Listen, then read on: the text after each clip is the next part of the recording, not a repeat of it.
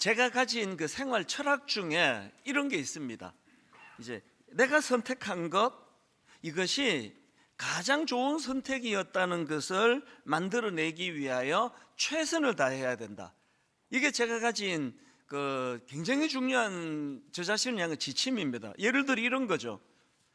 제가 이제 제 아내를 선택해서 결혼을 했는데요. 저는 뭐 선을 엄청 많이 본 사람이기 때문에 제 아내 바로 앞에 그 여자분도 좋은 분이에요. 그리고 그 앞에 여자분도 생각하면 참 좋은 분이에요. 굉장히 좋은 여성이 많이 있었음에도 제가 제 아내를 저의 아내로 그렇게 제가 결정했기 때문에 저에게 어떤 책임을 주시는가 하면은 내가 선택한 이 여성이, 제 아내가 수많은 여성 중에 가장 잘된 선택이다, 이걸 제가 만들어내야 된다는 거죠. 뭐 이제 이런 거죠. 저희 교회가 이제 내년에 함께 일할 목사님들 청빙이 이제 다 끝났거든요. 그래서 제가 지난 주 중에 이분들을 다 좀 보자 그랬습니다. 다 이제 보자 그래서 이제 11월 중순이니까 그러면서 이제 몇 가지 제가 말씀을 좀 이제 권면을 했는데요. 제일 먼저 한 이야기가 이겁니다. 교회 입장에서도 많은 좋은 교역자들이 이제 이력서를 제출해 주어서 선택할 폭이 굉장히 넓었지만 교회도 당신들을 어떤 기준으로 이렇게 이제 선택하게 됐고, 거의 저는 이제 맨 마지막 빼고는 팀이 선택하도록 저는 관여를 잘 하지 않습니다. 잘 이제 기준을 가지고 선택했을 것이고, 또 당신들 입장에서도 뭐 분당 우리 교회 한 군데만 지원했겠냐고, 어떤 분은 또 그렇겠지만 또 배우고 싶은 좋은 교회가 한두 교회이겠냐고요. 근데 당신들이 최종적으로 분당 우리 교회를 선택하지 않았느냐. 그래서 내년 이맘때에 당신들과 내가 해야 되는 숙제가 뭐냐 하면, 내년 이맘때에 진짜 내가 이 교회 잘 선택했다, 이걸 만들어내야 될 책임이 있다는 거예요. 분당 우리 교회가 뭐 객관적으로 뭐 우뚝 서 제일 좋은 교회를 하기 어렵습니다. 뭐 이런저런 여러 가지 더 성숙해져야 되는 게 많이 있지만, 서로가 노력을 해서 우리가 선택한 것이 최선의 선택이었다는 것을 만들어내야 된다. 또 제 인생에서도요, 전가족 이민 가는 것까지는 제가 택한 거 아니에요. 막내니까 뭐 이민 가자 그럼 따라가는 거죠. 그랬는데 30살 되던 해에 제가 선택해서 한국으로 되돌아왔습니다. 그래서 지난 34년의 시간을 돌아보면서 저는 후회하지 않습니다. 진짜 잘한 결정이라 생각해요. 그러면서 또 이런 생각을 합니다. 그때 제가 이런 선택을 하지 않고 그냥 쭉 지금 미국에서 제가 그 슈퍼마켓하고 살아가고 있다면, 그럼 그건 내 인생에서 그러면 그게 뭐 나쁜 길로 가나? 모르겠습니다. 그러나 저는 그렇게 생각하지 않아요. 하나 확실한 건요, 제가 지금 슈퍼마켓 사장님이 돼가지고 사업을 한다면 한국으로 돌아가지 않고 그 일 한 게 더 좋은 결정이 되도록 하기 위하여 내 모든 것을 다 쏟았을 거라고 생각을 합니다. 뭘 말하는지 아시겠죠? 어떤 면에서는요, 뭘 결정하느냐도 중요하지만 내가 택한 것에 대하여 이게 잘된 결정이 되도록 계속 그것을 은혜를 구하면서 만들어가는 게 중요하다는 거죠. 이런 이야기들을 제가 젊은 목사님들에게 많이 합니다. 청빙을 받아 담임 목사로 갈 수도 있고, 자기가 개척을 해서 담임 목사가 될 수도 있고, 여러 갈래가 있지만 내가 선택한 것은 이 길이기 때문에 이 길은 내가 가장 잘 결정한 선택이다. 이거는 누가 만들어주는 게 아니라 내가 만들어가는 겁니다. 분당 우리 교회를 선택하신 여러분은요, 여러분이 택한 것이 정말 잘된 결정이 되도록 저도 노력을 하고 같이 노력해 나간다는 거거든요. 고난에 대해서도 마찬가지입니다. 간혹 제가 꺼내보는 그 회복 탄력성이라는 책인데요, 이 한 부분을 제가 읽어드릴게요. 우리의 삶은 늘 크고 작은 시련과 역경의 연속이다. 살아간다는 것은 우리에게 닥치는 여러 가지 도전과 어려움을 끊임없이 극복해 나가는 과정이다. 질병, 사고, 이혼, 파산, 가족의 죽음, 경제위기, 자연재해, 전쟁의 위험 등 커다란 시련도 있지만 하루하루 살아가면서 겪게 되는 사소한 갈등이나 작은 실수 혹은 짜증스러운 일 등 자잘한 어려움도 우리가 극복해야 하는 시련 중 하나다. 모든 일이 언제나 뜻대로 이루어지는 사람이 있다면 그는 아마도 사람이 아니라 신일 것이다. 이런 것들을 설명을 하면서 이제 뭘 덧붙이는가 하니까, 시련과 역경이 없는 사람은 없기 때문에 그걸 바라지 말고, 우리가 상처를 받고 시련을 만나고 그래서 상처받기도 하고 뭐 자빠지기도 하고 하는데, 그때 얼마나 잘 회복하느냐, 이게 관건이다. 그래서 그 책에서 주장하는 게 회복 탄력성이에요. 어떤 사람은 한번 자빠지면 끝이에요. 회복이 안 돼요. 어떤 사람은 오뚜기처럼 벌떡벌떡 일어나는 거죠. 넘어지면 또 일어나는 거죠. 여러분은 어느 편에 속하는 분이세요? 이 책에서 강조하는 굉장히 중요한 강조가 뭐냐 하면, 사람이 이게 이제 몸은 운동을 많이 하면 근육이 생기잖아요. 헬스클럽에 가면은 막 우리 젊은 남자들 부러워요. 막 2두 박근 3두 박근 막 울퉁불퉁한 거 진짜 부러워요. 이 밋밋한 저를 보면서. 그거는 엄청난 노력을 해서 근육을 키웠는데, 이 책이 주장하는 건 뭐냐 하면 우리 마음의 근육도 키울 수 있다는 거예요.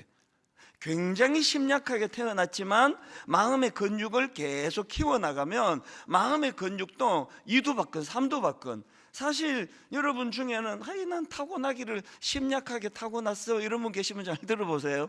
여러분, 인간이라는 존재가 심약하게 태어나는 거예요. 원래 유난히 조금 더 뭐 심약한 분이 있을지는 몰라도요, 저도 여러분도 다 심약한 사람들이에요. 마음의 근육을 얼마나 키워나가느냐, 이게 관건이거든요. 저는 항상 강조하잖아요. 예수 믿는다는 건요, 천국 가는 티켓을 받는 게 아니에요. 이 티켓은 죽어야 쓰는데, 이 티켓은 그냥 장롱에 넣어놓고, 그거 아닙니다. 신앙생활은요, 그리고 교회생활은 마음의 근육을 키우는 거예요. 주중에는 헬스클럽 가서 키우시고요, 몸의 근육을 주일날 혹은 수요일날 새벽에 주님 앞으로 나와서 마음의 근육을 키우는 거죠. 굉장히 여리고 심약한 10대 20대로 보낸 전데요, 저는 자부합니다. 하나님 은혜를 많이 받아서 어지간한 데는 상처 잘 안 받아요. 굉장히 강해졌어요. 그리고 뭐 넘어지면 벌떡벌떡 잘 일어나요. 뭐 며칠 가는 경우 거의 없습니다. 거의 자고 나면은 다 회복이 되거든요. 마음의 근육을 하나님이 키워주신 거란 말이죠. 이런 의미에서 저는 최근에 이제 우리 교회 어떤 권사님인데, 이분도 이제 뭐 겉으로 보면은 막 굉장히 여리고 여성스러워요. 마음도 뭐 소심하고 그런데요, 깜짝 놀란 글을 제게 보내준 거예요. 저희 교회 초창기 때부터 순장님으로 수고하던 그런 권사님인데, 이분이 식당을 이제 운영하고 계셨습니다. 그런데 이 손님들을 많이 찾아오는데 막 체력이 이제 한계에 온 거예요. 너무 이게 일이 힘드셔가지고, 그래서 이제 이거를 넘겨줄 사람이 있으면 이제 식당을 넘겨줘야 되겠다. 그래서 부동산 중개업소에 의뢰를 했더니 금방 이제 누가 이거를 이제 자기가 인수받겠다고 온 겁니다. 그래서 계약을 하고 계약금을 치르고, 그리고는 이제 마지막 잔금 받고 이제 넘겨줄 날만을 막 해방이다 그러면서 막 눈 빠지게 기다렸는데, 그 과정에서 일이 덧나버린 거예요. 이렇게 돈 줘야 되는 잔금 치르는 분이 돈을 못 구했다고 그러면서, 그래서 이제 그 내용을 한번 들어보십시오. 너무 이제 일이 어긋나 버려가지고 이분이 마음이 힘들게 된 겁니다. 그래서 이 새벽에 이제 편지를 이렇게 보낸 겁니다. 이 새벽에 잠도 오지 않고 목사님께 알려드려야 할 것 같아 소식을 전합니다. 왜냐하면 얼마 전에 이제 너무 기뻐하는 이야기를 제게 하셨거든요. 이제 식당 내 넘겨주게 됐다 그랬는데 이제 잘 안 됐다는 거죠. 목사님께 알려드려야 할 것 같아 소식을 전합니다. 가게를 넘겨주게 되어 감사하면서 주위 모든 분들과 함께 즐거워했는데 계약이 취소되었습니다. 잔금을 마련하지 못했다고 잔금 치르는 날짜를 2번이나 미루시더니 결국은 계약을 취소한다고 나타나지도 않고 통보하는 일이 발생했습니다. 그 과정에서 부동산 중개업 잘못도 많은데 아무런 책임감을 느끼지 않고 법대로 하라고만 하네요. 그 어떤 상황인지 아시겠죠? 엄청 낙심을 하는 상황이 온 겁니다. 그 다음 한번 들어보세요. 다시 식당에서 손님을 위해 반찬하고 음식을 해야 하는데 집기 일부를 정리해 버렸고, 다시 구입하여 식당을 운영해야 하는데 의욕도 열정도 생기지 않고, 이미 마음이 떠난 곳이라 어떻게 해야 할지 몰라 망연자실하고 낙심하여 가슴앓이 하고 있는 저에게 주님은 주일 말씀으로 그러면서 이제 최근에 했던 설교를 막 요약을 해서 제게 보내준 겁니다. 주님은 주일 말씀으로 다운표 해가지고 다시 회복의 길로 인도하시는 주님, 또 다운표 해가지고 내가 실패를 실패시켰다, 또 다운표 해가지고 원점에서 다시 시작하기 등등, 하나님은 저희 곁에서 떠나시지 않으시고 늘 지켜보고 계심에 눈물과 함께 말씀의 은혜로 이 모든 과정도 주님의 뜻이 있음을 알기에 다시 용기와 힘을 내어 마음을 추스리고 있습니다. 그래, 원점에서 다시 시작하자, 다짐하고 나아가자 했는데 온 몸 마디마디가 아파오면서 감기 몸살로 일주일 내내 아팠습니다. 몸이 아파 누워있는데 어찌나 감사 고백이 나오는지요. 그러면서요, 이게 뭐 그냥 온 마디마디가 다 아픈 이게 너무 신경 쓰여서 그런 거 아니겠습니까? 그런데 그렇게 누워있으면서 이 가슴 아픈 과정에서 자기가 감사할 게 뭔가를 끊임없이 생각한 거예요. 그 감사를 이렇게 막 표현합니다.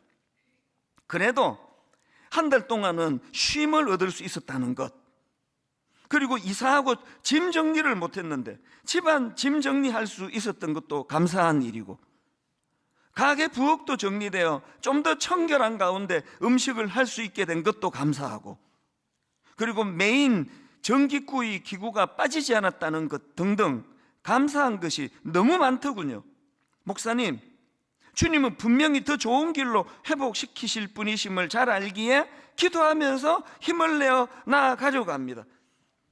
마음이 무너져 가지고 일주일 내내 막 고열에 근육통에 그렇게 시달렸는데, 저는 이 권사님의 여린 마음에 이 회복 탄력성이 너무 놀라운 거예요. 어떻게 해서든 이것을 그냥 무너지지 않으려고. 저도 미국에서 조그만한 비즈니스를 해봤기 때문에요, 이제 막 힘들고 어려워서 이 마음이 떠났는데, 그래서 누가 이거를 이제 인수해 가기로 했는데 이게 잘 안 되고 다시 출근해야 된다는 걸 상상만 해도 힘들어요. 이게 이분이 이제 오뚜기 같이 넘어졌지만 벌떡벌떡 일어나는 거예요. 그래서 그 아파서 그냥 마음이 무너지고 몸이 무너지고 들어누워 있는 일주일 동안 그 상황에서 감사할 제목들을 막 여러 가지를 찾아내는 거, 이거 놀랍지 않습니까? 이게 바로 아까 그 책에서 말하는 이 마음의 근육은 훈련에 의해서 키울 수 있다는 거예요. 매 예배가 우리 하나님께서 주시는 마음의 근육을 키우는 훈련의 장이라는 사실을 우리가 잊지 않으셔야 됩니다. 저는요, 이런 점에서 오늘 본문에서 사도 바울의 이 고백 하나가 어마어마한 의미를 가지고 있다고 생각합니다. 오늘 본문 고린도전서 15장 9절 10절에서의 바울의 고백, 유명한 고백입니다.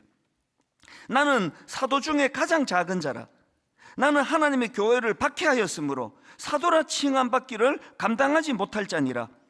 그러나 내가 나 된 것은 하나님의 은혜로 된 것이니 내게 주신 그의 은혜가 헛되지 아니하여 내가 모든 사도보다 더 많이 수고하였으나 내가 한 것이 아니요 오직 나와 함께 하신 하나님의 은혜로라. 제가 이 말씀을 한 주일 묵상을 하는데요, 그 회복 탄력성에 나오는 이론 하나가 제가 확 떠오르는 걸 경험했습니다. 그 심리학자 다니엘 캐니만 교수가 주장한 이론인데요, 이 교수가 뭘 주장하는가 하니까 인간에게는 두 가지 자아가 공존한대요. 첫 번째 자아는 경험 자아예요. 그리고 두 번째 자아는 기억 자아예요. 이 경험 자아는 한마디로 말하면 현재 내가 경험하는 것을 느끼게 하는 자아입니다. 그게 희로애락에 살아있을 때 건강한 자아가 어떻게 활동합니까? 막 예배 드리다가 너무너무 감격이 되면 어떤 분들은 막 눈물을 훔치세요. 여성이 훨씬 많이 우세요. 우리 남자들보다 여자들이 훨씬 이런 부분에 발달이 돼 있는 거죠. 또 슬픔도 여성들이 또 굉장히 많이 느끼잖아요. 이게 경험 자아에서 나오는 거예요. 제가 오늘 설교를 좀 이제 길게 하면 마음에서 지루하다, 이게 이제 경험 자아예요. 지루함을 느끼는 게 그 건강한 거예요. 난 지루한 걸 못 느꼈는데 그 문제가 있는 분이에요. 이게 경험 자아예요. 물이 위에서 아래로 흐르듯.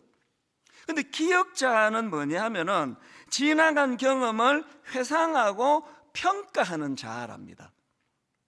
그러니까 이 경험자가 실제로 자기가 경험을 바탕으로 한 것이라면, 이 기억자는 자기가 경험한 그 사건에 대하여 의미 부여를 해주는 자아예요.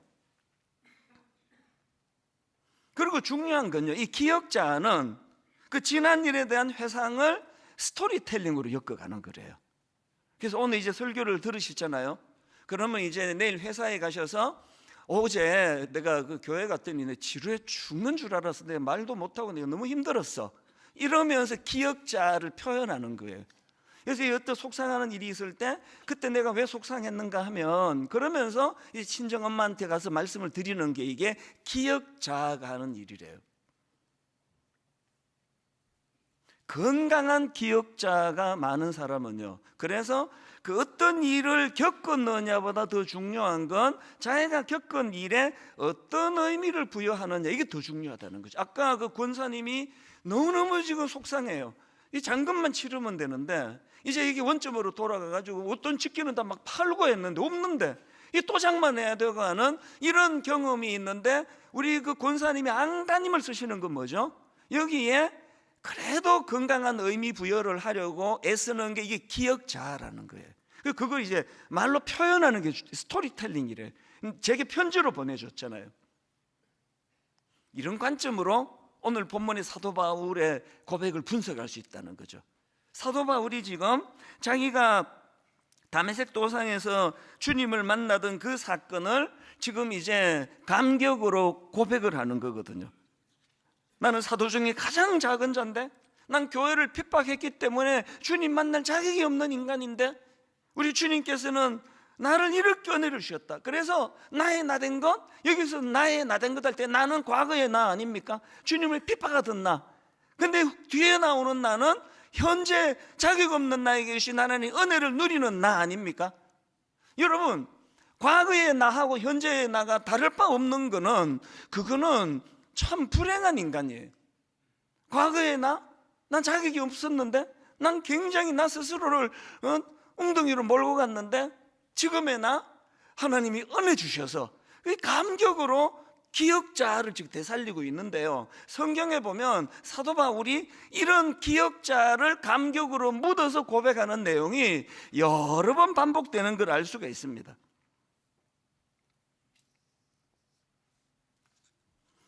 제가 23살 때 미국 가서 밑바닥을 헤매고 우울하고 죽고 싶었고 어디서 어쨌고, 이거는요 우리 교회 한 3년만 되면 다 꿰요. 하도 이야기를 많이 해가지고. 그래서 이제 23살 그러면 이제 그 다음 요 이야기 하겠구나 그럴 거예요. 놀라운 건요, 강단에서만 아니라 다 나라에서 만나는 사람만 또 해요. 우리 교역자들은 이거 스토리 어느 동네인지 다 알아요. 그래서 난 이랬다, 난 이랬다. 이거는요 그 듣는 분을 위한 간증도 되지만 이건 저희 기억자예요. 제 교만이 찾아오잖아요. 근데 그래도 목회 이 정도 잘했지, 이런 생각이 들어오면 기억자, 네가 어땠는지 기억 안 나? 네가 도대체 너 밥버릇이어서 밥버릇이, 너 그때 너 막 죽으려고 그랬잖아. 너 같은 걸 누가 은혜를 줬냐고. 그래서 제가 계속 이야기하거든요. 사도 바울이 난 자격이 없는 인간이라고, 난 만삭되지 못한 인간이라고 계속 자기를 드러내는 거는 원리는 같은 거예요. 그래서 제가 감히 사도 바울하고 견주면 그게 어불성설이지만 원리는 비슷한 걸 느껴요. 사도 바울도 엄청나게 시련이 많고, 사도 바울도 사망으로 우겨쌈을 당하고 그랬지만 잘 쌓이지 않고 금방 넘어졌는데 금방 일어나고, 원리에 있어서는 저도 거의 비슷한 것 같아요. 그래서 여러분 제가 어떨 때 조금 마음이 좀 힘들어 보이고 우울했는데 그게 뭐 2주, 3주 가는 경우는 별로 없었을 거예요. 이 회복 탄력성이거든요. 이 비결이 뭐라고요? 기억 자아예요. 내 가장 밑바닥의 순간을 끊임없이 저는 드러내요. 그게 스토리텔링이라 그랬잖아요. 제가 표현하는 거죠. 계속 이걸 드러내는 거. 이게 굉장히 이 마음의 근육을 만들어내는 걸 느끼는 겁니다. 제 스스로는 참 어릴 때 보면은 유약하고 소심하고 그런 성격이었는데, 또 그런 면이 갑자기 제가 그냥 골리앗처럼 거대해진 건 아니지만 많은 변화를 느껴요.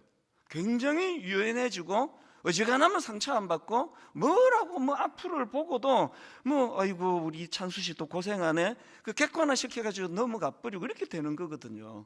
마음의 근육을 주님이 세워주셨다고 저는 믿습니다. 그럼 어떻게 해야 된다고요?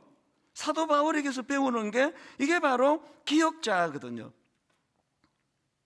제가 질문을 드리고 싶은데요, 여러분은 여러분의 이 경험자를 어떤 기억자에 담아서 분석하고 계세요? 부부? 여러분이 만들어내는 그 과거에 경험한 경험자를 기억자로 되살려 어떤 걸 주로 드러내세요? 상당히 많은 분들이 부정적인 이야기를 해요. 당신하고 신혼여행 갔을 때 그 기억 안 나요? 당신 그때 집에 안 들어온 거?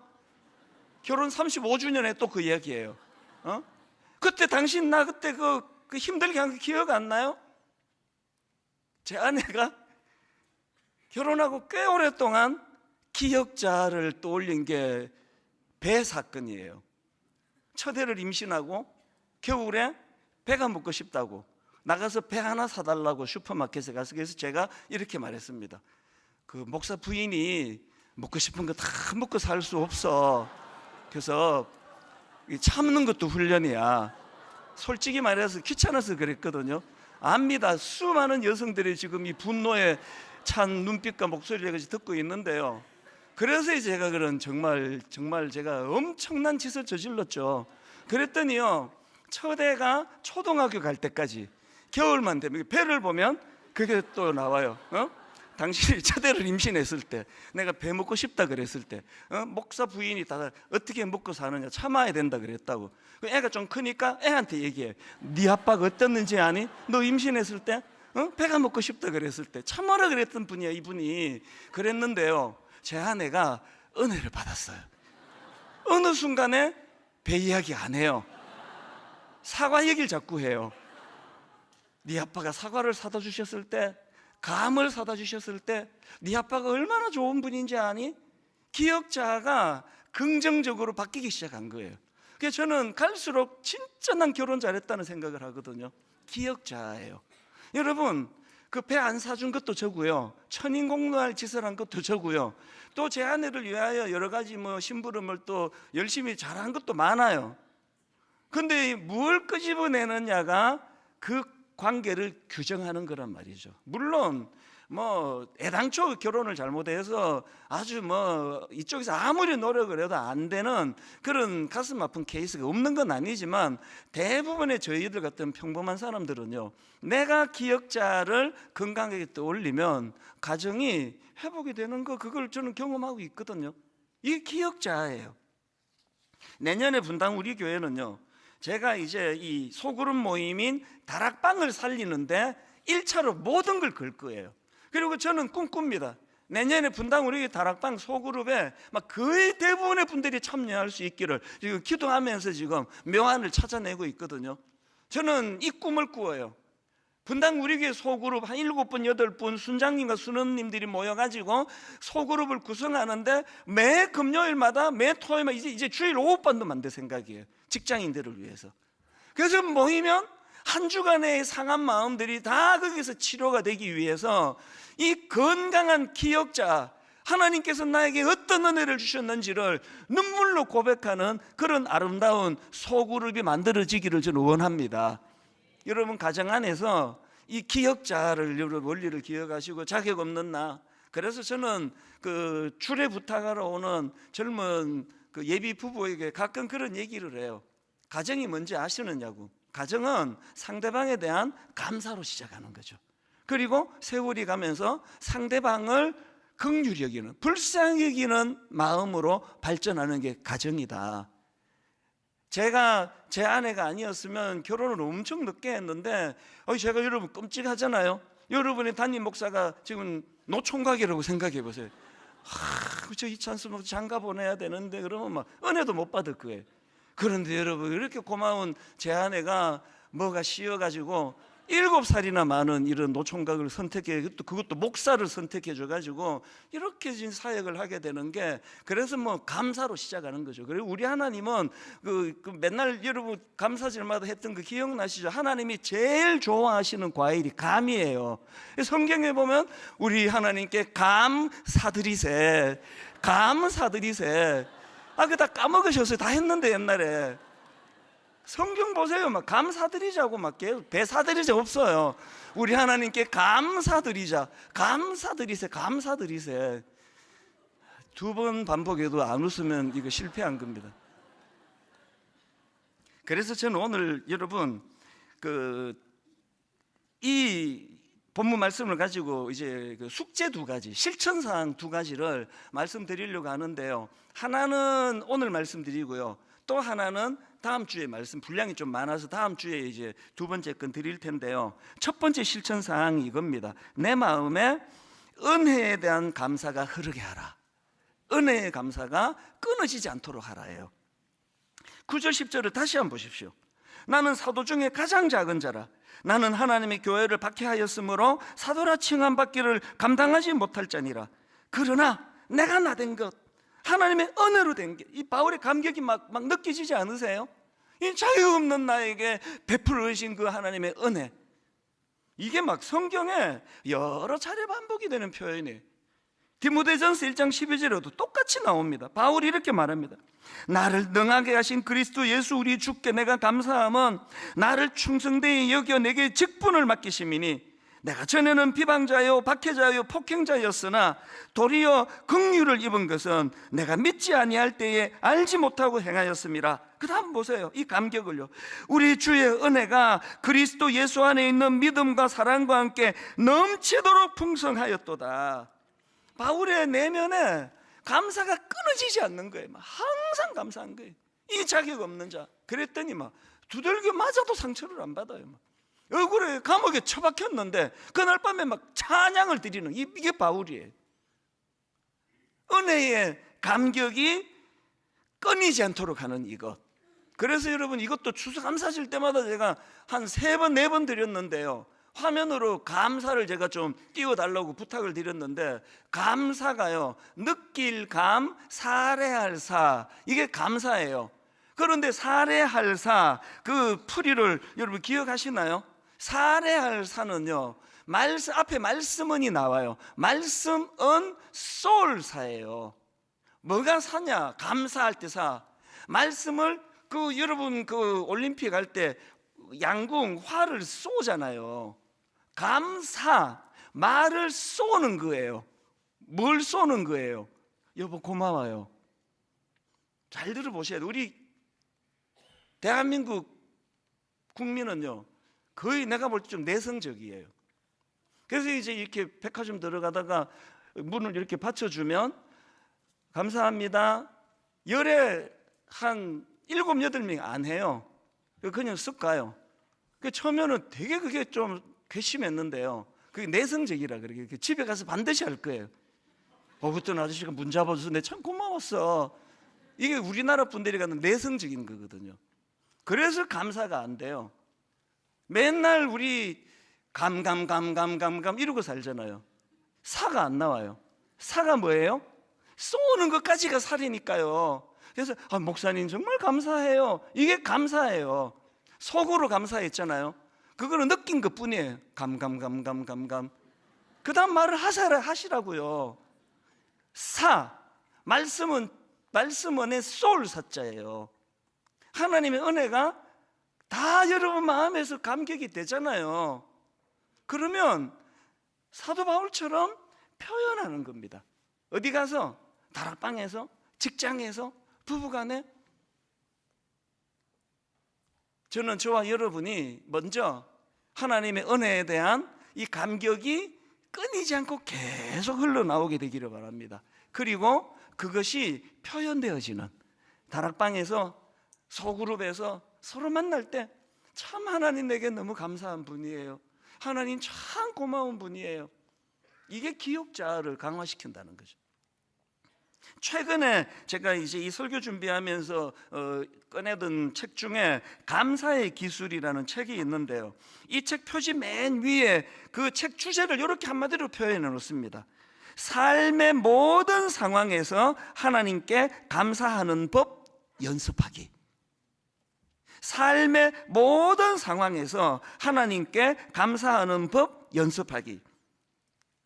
그러면서 거기에 찬송가 429장을 이제 거기다 이제 예시를 하나 들어놓더라고요. 저도 이제 감사절이 다가오면 이 찬양을 자주 떠올리는데, 이 찬양 다 아실 겁니다. 세상 모든 풍파 너를 흔들어 약한 마음 낙심하게 될 때에 내려주신 주의 복을 세어라, 주의 크신 복을 내가 알리라, 받은 복을 세어 보아라, 크신 복을 내가 알리라, 받은 복을 세어 보아라, 주의 크신 복을 내가 알리라.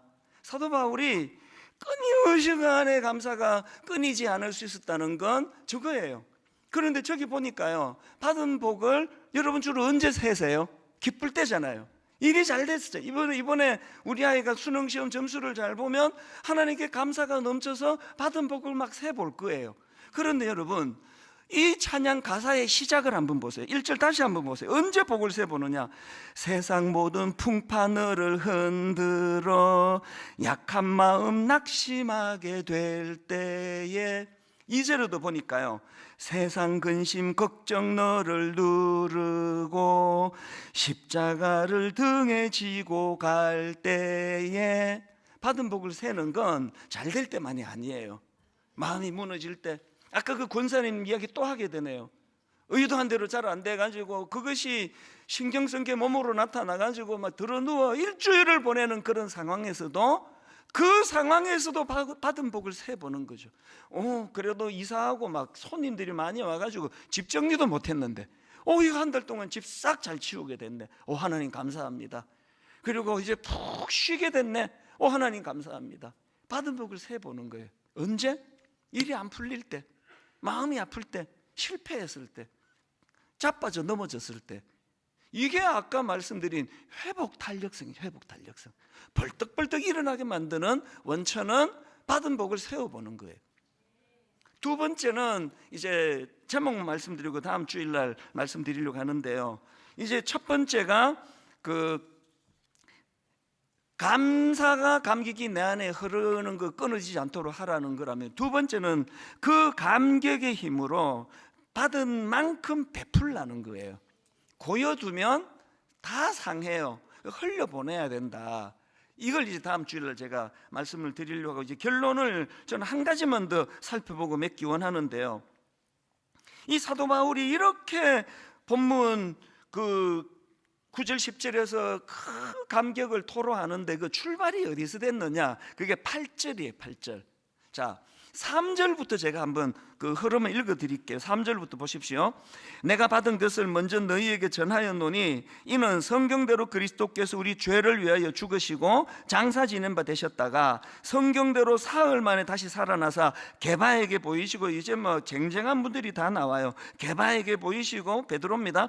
그 후에 12제자에게와 그 후에 500의 형제에게 일시에 보이셨나니 그 중에 지금까지 대다수는 살아있고 어떤 사람은 잠들었으며, 그 후에 야고보에게 보이셨으며, 그 후에 모든 사도에게 와. 그리고 8절, 이 말이 하고 싶었던 거예요.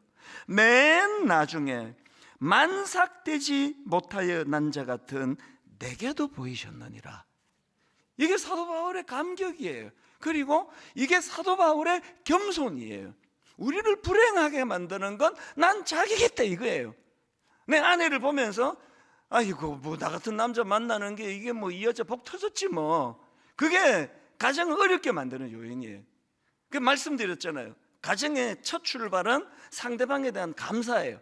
이 자격도 없는 나 같은 걸 택해준 그 고마움, 그리고 그 상대방에 대하여 시간이 갈수록 불쌍한 마음이 드는 거죠. 제 아내를 봐도 참 안쓰러워요. 그렇게 저하고 7살 차이가 나고 20대 그 중반에 만났는데 이제 이 나이가 이렇게 들어가면서 체력도 약해지고 뭐 이러니까 너무 안쓰러워요. 그게 가정이에요. 항상 우리 안에 이 회복 탄력성은 겸손에서 나와요. 맨 나중에 만삭되지 못하여 난자 같은 자격 없는 내게도 주님의 십자가의 능력이 나타나셨다, 임하셨다. 결론은 제가 이 말씀 읽어드리는 것으로 하고 마치겠습니다. 히브리서 12장 2절, 믿음의 주요 또 온전하게 하시는 이인 예수를 바라보자. 어떤 예수님입니까? 그는 그 앞에 있는 기쁨을 위하여 십자가를 참으사요. 날 구원해 주신 주님의 은혜, 십자가, 자격도 없는 나 같은 거, 그 구원을 위하여 주님이 대가지불을 치르신 그 십자가를 묵상하면 첫째, 겸손해져요. 둘째, 이런 나 같은 것 위하여 치르신 대가지불을 통해 내 자존감이 높아져요. 내가 시시한 사람이 아니라는 거죠.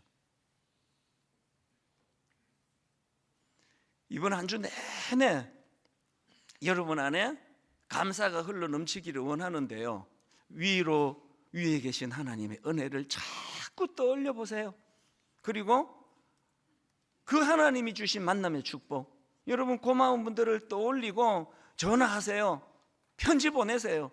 감사를 표현하세요. 말씀은 쏠싸예요. 선생님 참 감사했습니다. 순장님 생각해보면 그때 나 지도해 주신 순장님 너무너무 고마워요.